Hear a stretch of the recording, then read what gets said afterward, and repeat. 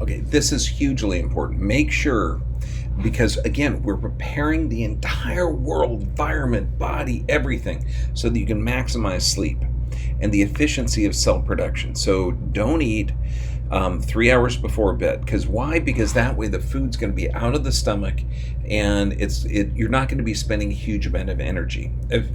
Figure digestion is very metabolically expensive, and you want to have your body ready to regenerate cells during that sleep phase. You want to heal, detoxify, restore, regenerate.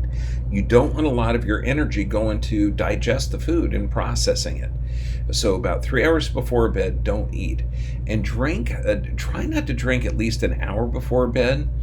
And if you want to, put a little dab of sea salt in the water. That way it'll help water absorption and it won't run through you.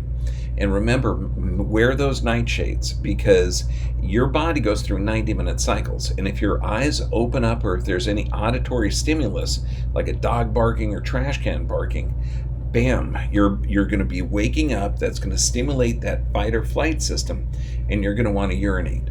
Well, if you have the nightshades, you've got the auditory stimulus taken care of with a white noise machine, beautiful. You're going to be sleeping through the night. But that pinch of sea salt in water will also help that water get absorbed in the cells.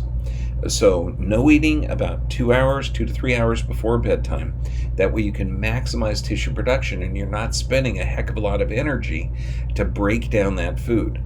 And if you maintain this pattern, and think of this, because this is to maintain consistent patterns of sleep, and you're going to get consistent results of healthy regeneration, and literally you're restoring and renewing your body every night.